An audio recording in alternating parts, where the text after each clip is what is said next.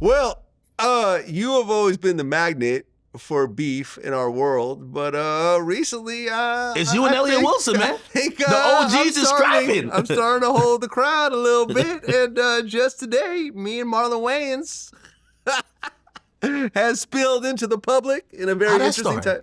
Well, it started like this. I've always had a lot of respect for Marlon. I think he's a dope actor and comedian. We've, DM'd each other from here and there. You guys did an interview, didn't you? Well, a long time ago, I was at a press junket he was doing a movie. I forgot which movie it was, and we did a little short interview. We never actually did a real sit down. Okay. Right? But I remember when he did his comedy special, I said, it was really dope. Congrats. And he said, thank you so much, and so forth. So I was like, let's do an interview. And this woman emailed my assistant, and I'm like, does this person represent you? He said, yeah. So we're like, okay, cool. You gotta make sure after that Boss Man D-Lo thing, yeah, right? Exactly. And I'll talk to you about that too. I'll get into that afterwards. But so, he's like, yeah, this is the person to negotiate with. I said, okay, cool, it's legit. She came back with $40,000 plus 30% of all future revenue. Okay. Now, I'm going to be honest with you, Vlad. I blame you for this. No, I'm going to tell you. I blame you for, you see, what happened in the interview world, I think you set the precedent, which is great. Like, I think artists like Boosie has even admitted that just working with you is like, it's not only a sustainable, like that income he probably gets with you would be sustainable for most people if that's the only thing they did, right? Yeah, and I stand behind that because Boosie has consistently brought in numbers. Now, keep in mind that when you look at the Boosies of the world or all my other big regular guests, they usually started out doing free interviews and consistently kept bringing in numbers. And then at one point, I was like, hey, listen, I want to have you on here not every so often when you're on a promo run, but I want you on here all the time. So let's work out something where you get paid as well. This is why I'm blaming you. Let me explain. Let's go. So originally, the interview was seen as a way to promote whatever that person wanted to promote. It was like a what was it called? Quid pro quo. Yeah. Okay, and it was basically like, okay, there's an inherent benefit for both of us. And that was the thing for many artists that were in, a lot of people think that like the Breakfast Club is paying for interview. No, like your label is going to send them up there and it's going to benefit them in promotion, and it's going to benefit Breakfast Club for content. Well, slow down for a second. When it comes to radio, there are things that are happening behind the scenes.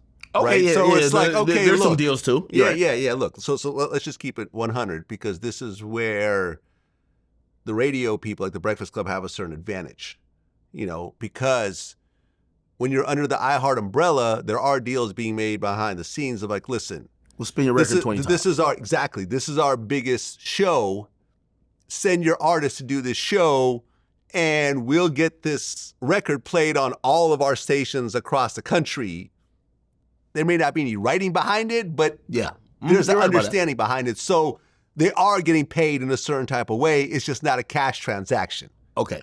Am I right? No, you're 100% right. Exactly. But it still doesn't deter me from my point.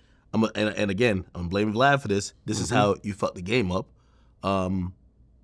Because, okay, yes, there's this exchange, whether, explicitly or implicitly. But here's what happens once people heard, Vlad is giving a check. Now people start to think of the interview as a business, except... You see, with radio or, for example, Marlon Wayans, if he's thinking about, they need you to go do a film, him and his agent could clearly figure out revenues. Okay, this is probably going to gross 10 mil. Yeah. I should get paid X, X, and X. Yeah, 1 mil, let's say. Exactly, right? It makes sense to them. They don't know, and this is the thing about YouTube interviews, they don't really realize that you're not getting paid via your cachet. These guys get paid via their star power. Yeah. Hey, I'm Marlon Wayans. When I walk in the room, my agent knows I demand this. Right. No, that doesn't help you at all. right? No, it really comes down to your history. If you had done other interviews, it comes down to the history.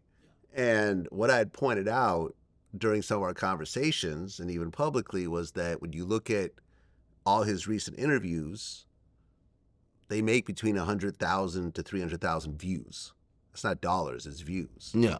Which is maybe a couple $1,000s at best. You know what I mean?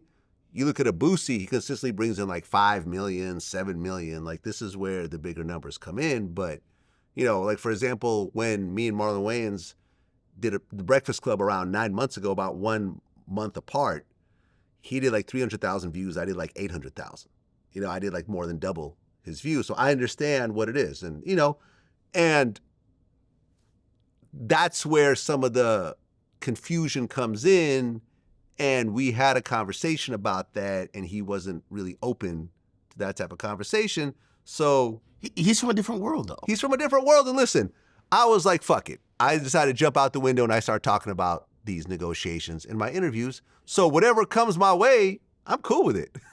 I could have kept to myself, but I didn't. So whatever backlash comes from it, cool, no problem. Do you think that was poor businessmen, like ethics? Because some might be like, well, you know, a lot of these guys, you know, they give 15 different people 15 different prices. Like for example, a rapper who says he charged $100,000 a show, no, he don't. He charged this guy 30. He charged that guy 60. Yeah. He charged that sucker over there 120. Yeah. And everybody gets different prices because no one just puts it out there saying, exactly. He only charged 60,000. Just get him some weed and some bitches. Right. And I understand that he does Breakfast Club for free. I understand that he does Drink Champs for free, and that's based on his relationship and everything else like that.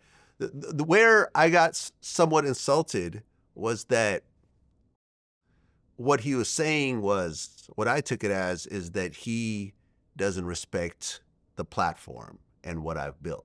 Because had he had some level of respect for it, he would say, okay, cool. So I respect what you, because the first thing I said was when I got that $40,000 price, the first thing I DM'd him before we actually started talking, and this could have really kind of been the end of it, was that, listen, I would rather you just say you don't fuck with me rather than give me this insane price. Maybe he thought that was the market. Well, no. And I tried to explain that to him later on, but I was like, just say you don't fuck with me, and that's cool. Like, not everyone fucks with me. You know, if I don't fuck with you, I'm going to give you some insane ass price. And it's like, okay, I really don't want to do it, but if you gives me $1 million, then sure, I'll do it. Like, you know what I mean? Well, you know, me and you, there's no money that changes hands. We respect each other's platforms and what we've done.